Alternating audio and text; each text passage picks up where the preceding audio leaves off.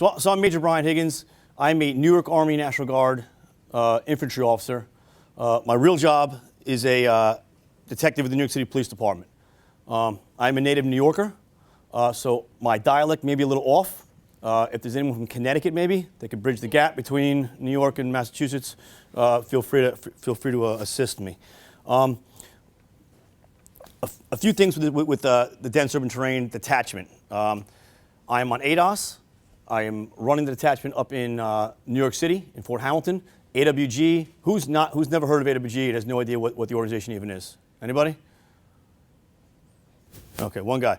Listen, I'm the one holding you guys up from going. He asked the question. All right? So Asymmetric Warfare Group. Basically what they are is they are a component of TRADOC. They're the global scout of the Army. So essentially they came out around 2004, 2006, the IED task force. Kind of their unwritten mission statement is never be surprised again. Okay? IEDs started tearing our soldiers up. You know, that's kind of their main focus there is identifying capability gaps. If they're ours, we want to fix them. If they're theirs, we want to exploit them. Okay? That's basically what Asymmetric Warfare Group does. They provide rapid solution development, whether that be material or non-material development, and that's kind of where this all comes from. So AWG has been working the dense urban terrain problem for quite some time. Basically, the genesis of this whole megacities project, right? We've all heard megacities. Everyone here has been reading about this, megacities, right? So megacities is a UN term, was mentioned this morning. Most of the stuff I'm going to talk about was mentioned this morning, okay? So megacities is a United Nations term, refers to 10 million people or more, okay? I'm going to stray away from the term megacities because I don't think it makes a difference. If it's 9 million, if it's 7 million, we got that? No, we don't got that, okay? What we're really talking about here is complex operating environments. That's what we're talking about. That's the problem. Whether it's full-scale combat operations, whether it's humanitarian assistance, disaster relief, whether it's a DISCA mission, whether it's stability operations, it's that complex operating environment that really causes, it's going to give us a lot of problems. Dense urban terrain is just that. It's an operating environment. That's all it is. So just like the jungle has certain things that are very, specific to a jungle, mountain warfare, urban combat's not new, correct? We've been doing it for a long time. All right? It's just an operating environment. All right? So where did most of this come from? Like I said, around 2014, 2015, Chief of Staff of the Army at the time, General Odierno, sets up the Strategic Studies Group. The senior mentor to the detachment in New York is our retired Special Forces Colonel Pat Mahaney, former AWG commander. His last assignment in the Army was as a fellow with the Strategic Studies Group. A video comes out. They kind of put together this big project, and there's a video that comes out. I'm not going to play it. It's very doom and gloom. It's a Friday afternoon, and I want everyone to go home happy. All right, but it talks about population trends. Some of you guys may have seen it, some of you haven't. It's on the internet. It's basically called Megacities Urban Future. Just Google it. It'll come up. It's very depressing.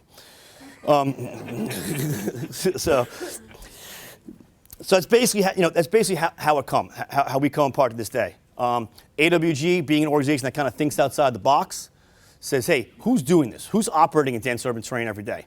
Our first responders. Okay, so they start an initiative. They reach out to New York. They find this guy who works in the emergency service unit, is also a major. It all works out. Here we are. Okay, so when we started the detachment, we started the dense urban terrain team back in Meade. We started looking at the problem set. Like, what are we trying to do here? We want to get ahead of the curve. Maybe initially we were talking about creating a mission analysis tool specific to DUD.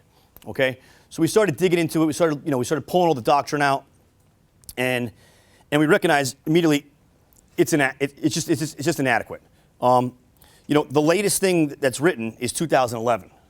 Okay, so think how many things have changed since 2011. I think we talked about that about 4 or 5 times today about the threats in the world. Okay. So AWG has created a dense urban terrain training strategy. It is currently at CAC, Combined Arms Center. So it's at the GO level. We're kind of waiting for it to get approved. But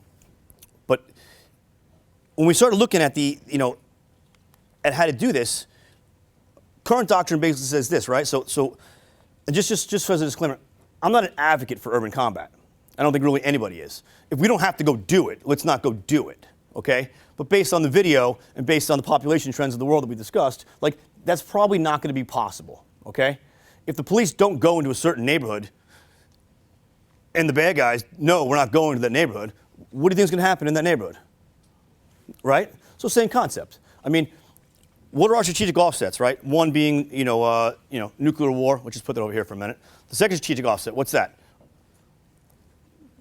Precision-guided missiles, our ISR platforms, right?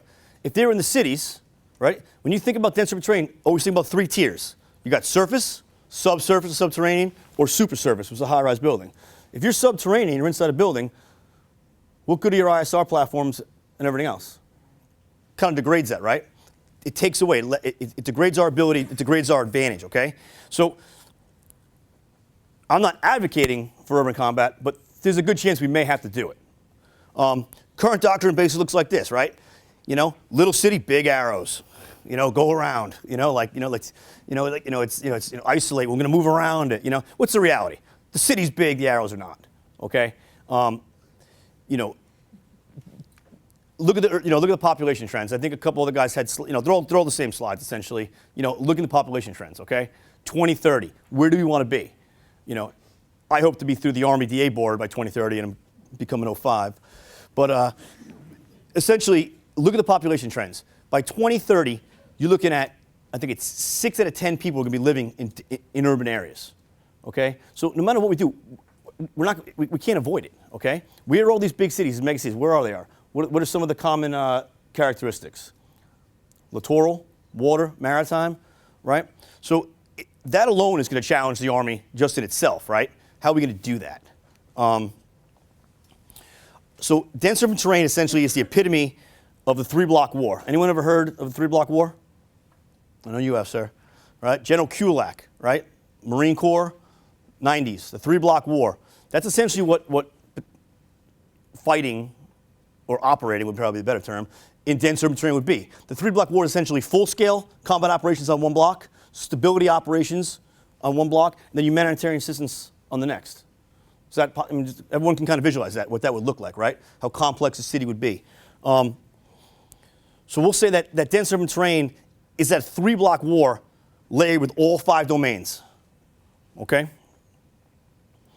So, like I said before, current doctrine is lacking. The capability to conduct proper intelligence preparation of the operating environment.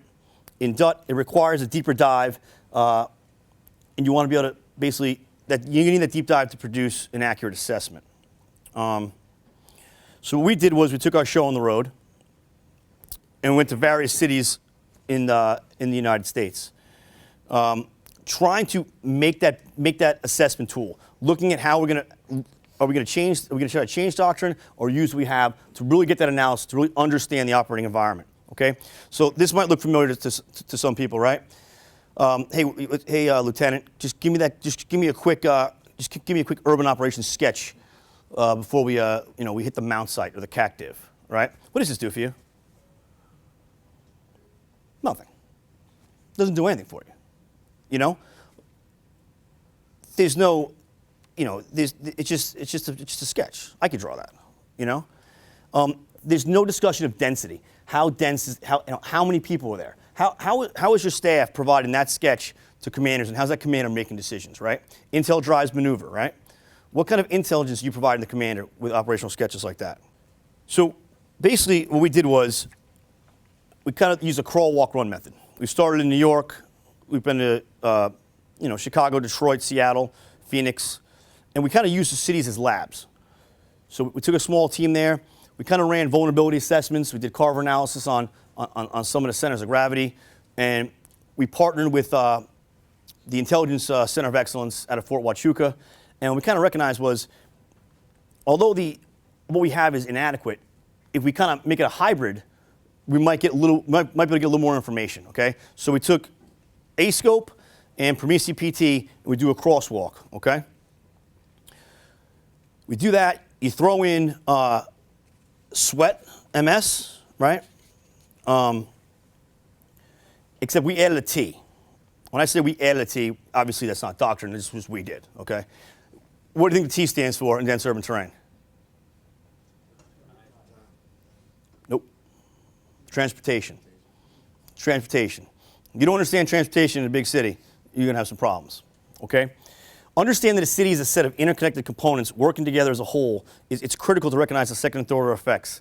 To help, because ultimately what do we want to do? We want to preserve some order and hand the city back to whomever it is, host nation, local government, whatever it may be, okay? In that doom and gloom video, it talks about, mega cities got 10 million people more. So if 99% of the population is on Team America, what does that 1% represent? 100,000 people. Think about that, okay? 100,000 people. You screw that up, you got some problems, right? We traditionally look at the X and Y axis, right? When you're looking at the high-rise buildings, you got to talk about that Z axis, all right? Now, you have to understand density, superstructures and subterranean. You're not getting the whole planning execution process right unless you're looking at the superstructures or the subterranean environment, right? So this is kind of how we look at the city, right? So this is Lower Manhattan, okay? So this might be like your Blue Force tracker screen, right? You got Battery Park on the bottom, Hudson River on the west, East River on the east. This is how we should be looking at things now. That's the exact same photograph. Does that give the commander a little bit different? That doesn't have this numbers and density, I understand that piece of it, but it's a different way to look at things, okay? We got to change our thinking from area to volume, because that's the density problem, okay? So we've created a Staff X in New York with an attachment. The goal was to bring in BCT staffs, kind of do like a Staff X based on dense urban terrain. So we created an ops box. We just made one up. We made it simple. We went from Battery Park, which is the southern tip of Manhattan, river to river, up to 34th Street, okay? That's 6.2 miles. That's all that is, okay?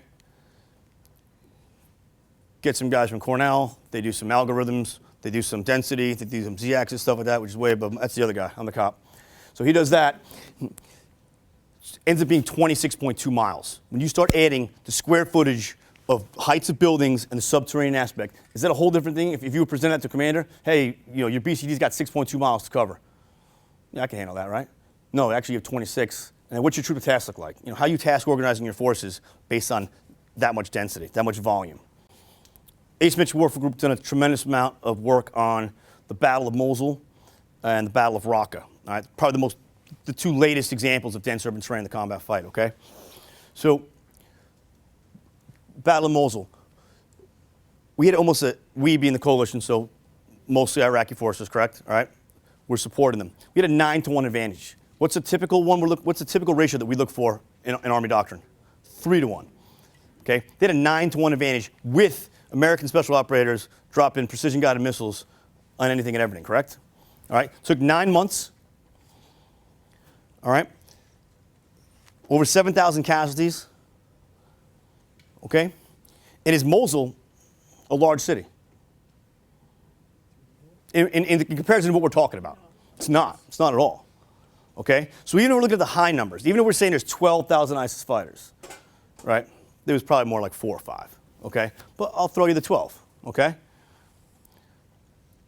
we're talking about just 12,000 people. Took 9 months to get out of there. Okay, dense urban terrain restricts mobility, right?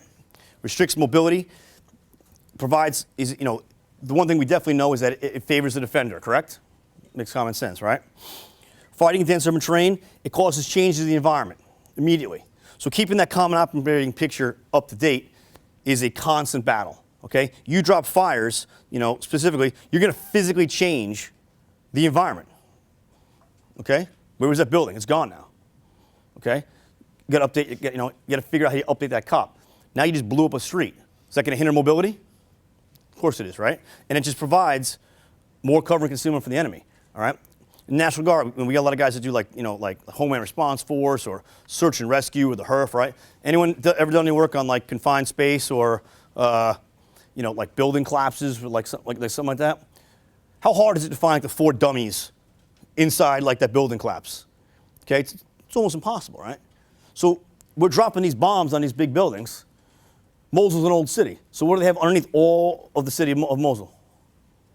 Tunnels. So we're pancaking buildings. Are we having any effect on the enemy? No, they're below grade. But we just created this rubble pile, restricted our mobility, and it's made it that much harder. All right? So what does your COP look like? How do you control on a 360-degree battlefield, how do you control your front line of forces? What does your forward line of troops look like? Think about that from a mission command standpoint, how difficult that will possibly be, right?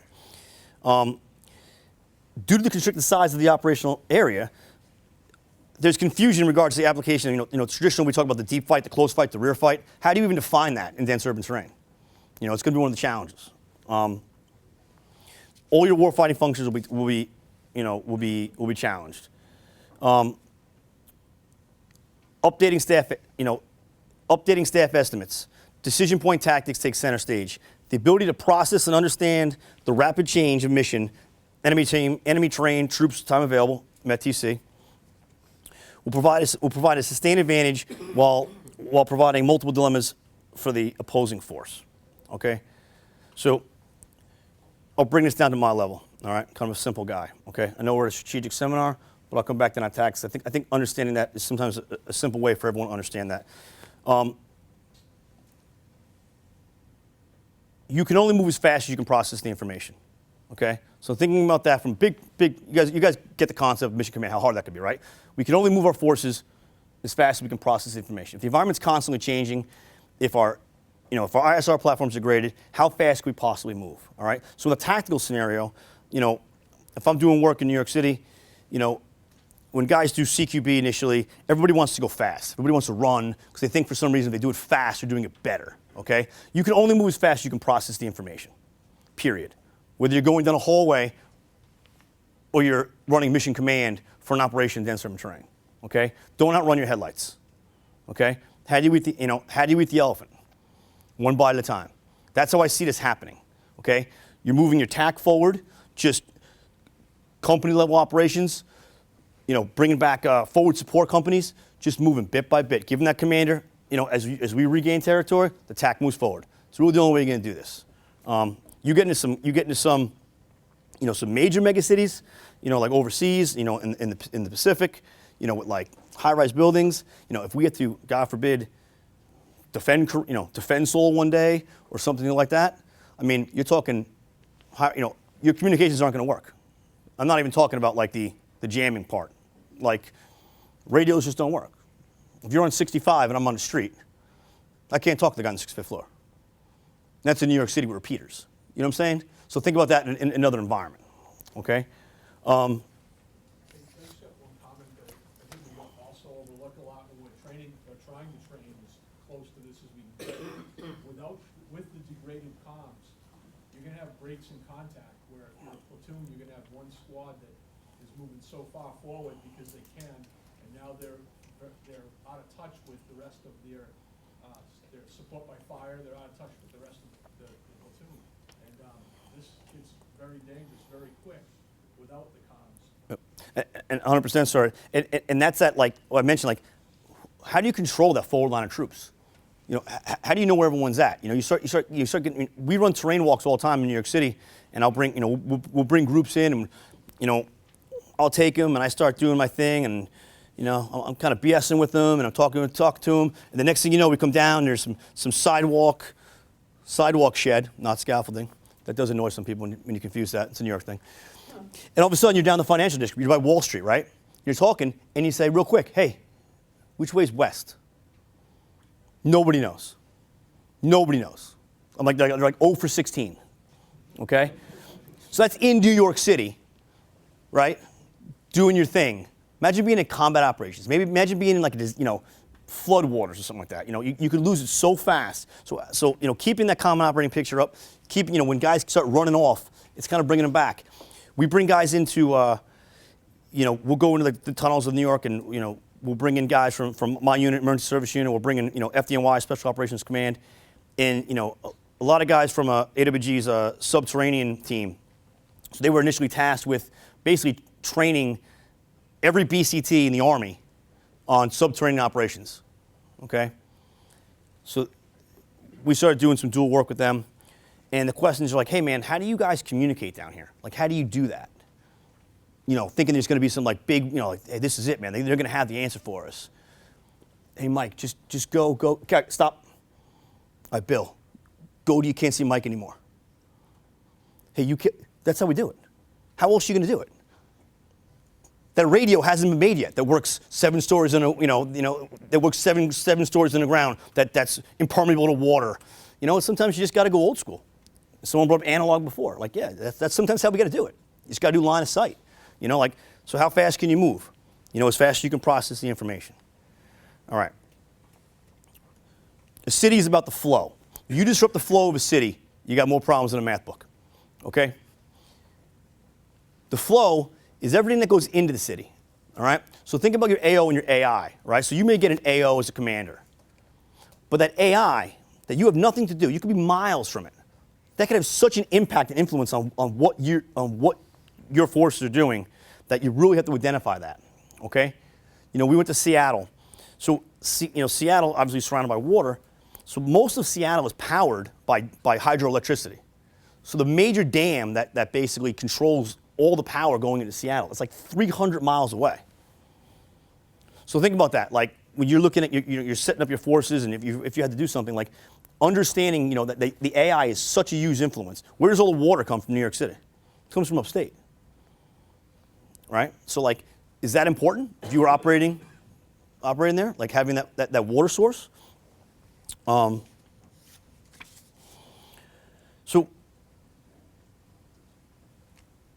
basically, look, things are going to come into the city. The city's just going to consume it, and then everything's going to go out. All right. Understanding that flow is what's going to be successful. Okay. When you fail to understand the flow of your operating environment, things get messed up. And back to General Kulak in that 3-block war, he had another theory called the strategic corporal. Okay. So the strategic corporal is, especially now, right? Everything's connected. Everything's online, right? Instantaneous stuff. You do something, listen, this is probably already online. Like this guy talks too fast, he's nervous, like it's already on YouTube, okay? Like instantaneous stuff, right? So that, the theory of the strategic corporal is tactical decisions, tactical mistakes in dense urban terrain because of the connectivity and the amount of people involved could have strategic consequences. I think we could all understand that, right? You make a mistake, and all those people, now that 1% that was against you is now 2%. Now it's 200,000 people, et cetera, okay? Look at something like, look at something how fast, Mogadishu turned, right? It wasn't calling that a mistake, but you understand my point. It was a direct action that knocked down a helicopter that basically caused a big problem for some people. Failure to understand the operating environment will definitely cause you problems, okay? 2004, I was a rifle platoon leader in Iraq. So it's our first raid. We're going to do a hit, and we're all jazzed up, and we got a good targeting packet. We've done a reconnaissance. We're all set. We're ready to go, and we pull up, and we cordon off the area, and the support by fire is up, and they're watching. The assaulters start to move up. Here comes the breach team, and we're ready to do this, and the door opens up, and it's like the guy we're looking for, and he's like, what are you doing? Okay? Why? Because it's 6 o'clock in the morning, and when do we do warrants in New York City? 6 o'clock in the morning, okay? Failing to understand our operating environment, that it's like 145 degrees in the middle of the day. These dudes get up at like 3 a.m. So it just didn't work, all right? So why do I tell that story? One, I wanted you to know that I did hits in Iraq for some street cred, and two, you got to understand your operating environment, okay? That's what's critical there, okay? If you don't understand those flows, you're going to screw the whole thing up, period. Power, water, people, supplies, waste, all right? All that stuff goes in. We identify, what we took the Prometheus A-scope crosswalk, we took the Sweat MS plus the transportation, and we started to identify critical vulnerabilities, and we started to identify environmental centers of gravity. All right? You put all that together, that's what's going to be most important for you guys to focus on if this happens to be your specific AO. Okay? Now, environmental centers of gravity, there's some discussion on that. I'm not going to get, like some people say it's decisive points, key terrain. It's all one and the same. You guys get what environmental center of gravity is. Like, perhaps a power plant or something, maybe an environmental center of gravity. You lose that, you're going to have some problems. All right. So could we argue that's key terrain? Yes. Could we argue that's a decisive point? Yeah. Tomato, tomato, no big deal. All right. I think we kind of get the point there. Okay. So where are we going to go here? So like, how are we going to fix this? All right. On your left is the typical mount site, your cactive, right? This is currently what we train on. Okay. Sterile buildings, right? Everything's got to be cleaned up. No windows. I've done thousands of hits. I've done thousands of warrants in New York City. Even the worst places I've been to have windows and furniture and all that other stuff, and like 10 pit bulls and everything else. That's all in the store. So just picture your own house, right? Picture your own house right now. Picture any room in your house that you think you could walk down and you're not going to run into something. Right? Kids' craps everywhere, Legos, but furniture, beds, right? We have these sterile training environments. Unopposed tactics work every time. You'll win every time, guarantee it. Look at the favela. How you even finding that target? All right? I get it. Stop cleaning up the cactive. Leave it alone. I know Sergeant Major's like, shut up, but just let it be dirty. Train your soldiers. We talked about this. Colonel Corset just talked about it. Challenge your soldiers. Okay? Is that a real city? I'm not hitting on like the Corps of Engineers. I'm saying this is the best we have right now, and that's okay. We are working on that. We're on a project with NTC. We're creating the .C. Because of course they're calling it it was throwing me off. We were in LA in December, and they kept referring to it as like, we got to build the DUT. We got to build the DUT. And I was like, I can't take this anymore, man. Like, we got to call it something else. Call it the .C, DUT complex or something like that. All right. So we're trying to develop this thing based on General Milley's guidance on how to build essentially like the super dense urban terrain mount site. Okay. So we're going to build an NTC, middle of the desert, just totally just ignoring the entire first part of my presentation about littoral and everything else. But whatever, that's not important. So. Kind of missing that sixth domain, right, people? Kind of the problem. But trying to create this environment. So now we have that group coming to New York in May. Because unless you've walked the city, and by the way, it has nothing to do with New York. Okay, it could be any major city. Understand that? New York just happens to be the lab, and happens to be where I live, so it works. That's where I go. But like, it's about the sights, the sounds, the smells. Okay, until you're in a subway in July, until you walk down Chinatown, you smell like an open fish market. Don't do that in July. Until you can really understand that and grasp that, you can't make a training environment that people are going to actually get something out of. You just can't. All right. So I look at this as 3 levels of training, right? So we get 3. So basically, your level one is essentially this. It's your mount site. It's your cactive. It's not the best, but it's what we have. So is it okay? Yeah, it's all right. Okay? Can you do basic soldier tasks in here? I agree. I think we can. Okay? When it comes to dense urban terrain, soldiers are always going to figure stuff out. Okay? Enter a clear room is enter a clear room. I go left, you go right. Okay? Talk about this DUT build. Oh, we need to replicate, the 3 levels. We need to have the subterranean, surface, and super surface. We got to build a 65-story building. Well, I'm like, no, we don't. All right. What you do on 65 is what you do on 5. Agreed? I mean, yeah, we want to give it some height because we want to challenge communications. We want to challenge medevac. We want to challenge, the troop, the task org of how many guys need to go into it. Okay. The Waldorf Astoria, also owned by the Chinese, has like 1,400 rooms in it. Okay. I know that because I had to look for somebody in the Waldorf Astoria once. It's got a lot of rooms in it. Okay? It's good overtime, though. It takes a long time. The point of this is that 1, I like to make overtime. But 2, the level 1 is fine. Like, units like the 7th Ranger Regiment, they're on this. They're working it. They're building, they're trying to build an urban operations course, right? Vermont has the mountain school. So, like, why isn't there an urban school? 25th has the jungle school, right? Are there different things in the operating environment for urban combat that are applicable only in urban combat that we should be really focusing on? The answer is yes. You know the answer. But, the level 3s, skipping 2 intentionally, that's your NTC. That's your big one. That's your DUTC build. Okay, you'll get there when the patch chart says you go there. Okay, typically when you have like a kid's birth or something like that is typically when that happens up in your patch chart. The level 2 is where I want to emphasize it. Level 2 is when we make the money. Okay, that's your regional hubs. That's what we're doing right here, right now. Okay, that's taking the network and taking various people from different states, especially in the Guard.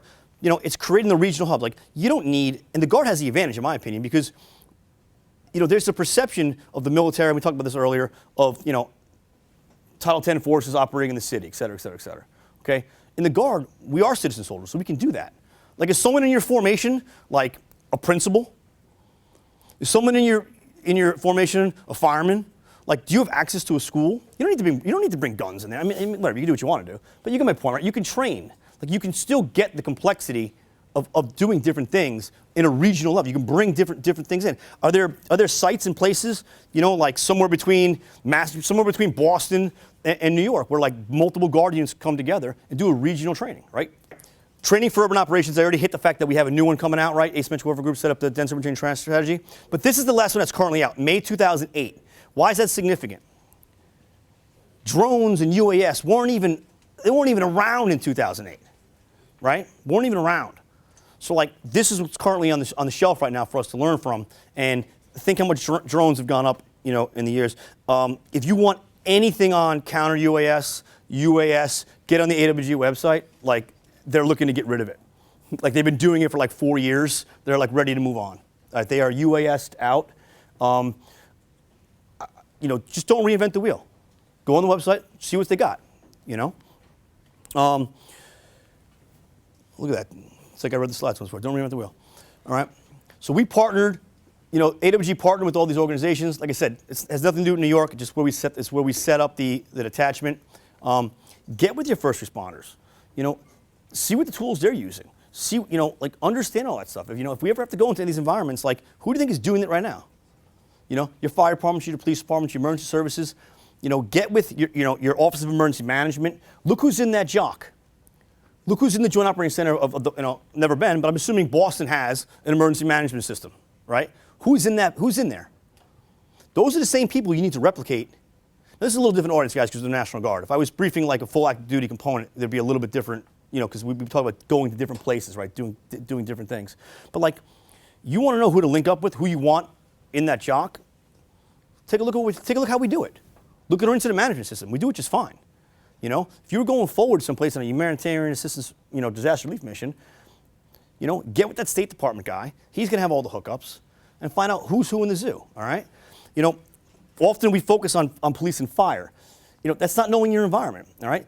This past summer we had a bunch of guys in the city, and we had a steam pipe explosion. Right. Steam pipe explosion, like 23rd Street, Gramercy Park. Right.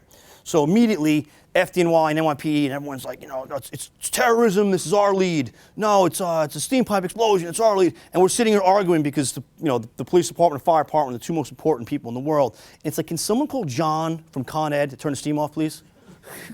Like knowing who does certain things. All right, that's critical to understanding your environment, dense urban terrain. This is the train walk piece, sir, that we talked about. The Marine Corps reached out to us. Weird. So the Marine Corps came to us, sir. The Marine Corps, by the way, is doing phenomenal things on dense urban terrain. You really got to look into what some of the stuff they are doing. They're neck and neck. Which we should be more nested, not necessarily competing. But TACOM, or maybe it's TCOM, is essentially the TRADOC of the Marine Corps. They came out to New York. We designed a route for them, and we basically took them around, and it worked pretty well. Like I said, we've had DARPA, we've had the Command General Staff College, we've had tons of people in the city doing these things. We've got 4 Iraqi generals from the counterterrorism unit coming in next week, who actually led the attacks on, it's like, hey, cool, lessons learned, Battle of Mosul, Battle of Raqqa. Why don't we get it from the guys that actually, the guys that were fighting it, So that's there. we had some of the national security guards from India. Everyone knows about the Mumbai 2008 attacks, right? So we had a couple of those guys in the city. I didn't give them much of a class on dense urban terrain since they're from Mumbai, and there's like 18 million people in Mumbai. They're like, this is a nice city you guys have here, nice, nice suburb, But it was more about lessons learned of the complexities of dense urban terrain. Okay. One of the things we'll do with the captain's career course, we're going to get him into the FDNY Academy, and we're going to get him in subterranean space. We're going to get him uncomfortable. We're going to get him in confined space, smoke and fire as a weapon. These are the things you're going to run into, in these environments. Basically, here's the last slide. You guys can read it. Dense urban terrain mitigates many of the U.S. advantages, giving the opponents the asymmetric advantage. Plug. Current doctrine is in need of updating. Current training is in need of updating. The mere fact that we have always different people here from different states, we're in the right direction. The network is there. The detachment we have set up a community of practice. We initially called it a board of advisors. Then the lawyers got mad at me because you can't be advised in the military if you're a civilian. Who knew? So now we call it a community of practice. The chief of staff in the 42nd Infantry Division is a member of it. I open it to you guys. The guys from Michigan, they call in. I mean, it's essentially, we've done hackathons too in New York. New York Army National Guard just sponsored a hackathon at Columbia University. Same thing. It was basically the mass evacuation of civilians for a flood in New York City. Bring everyone together, come up with some solutions. That's it. But I do invite you guys to get my contact information. You want to be a part of it. There's no commitment. There's a small fee that goes to the Higgins family. But other than that, you just, it's to get everyone on board. Okay? We can read these things 1,000 times. We got binders on this stuff if you're studying it. Okay? Everyone's doing the same thing. We all are. So what's it hurt to communicate and crosstalk? Hey, you guys are running an event here in Boston. Hey, you want to send some guys up? Send some guys up. Hey, come down to New York. We're doing this. Come down to Fort Meade. We're doing that.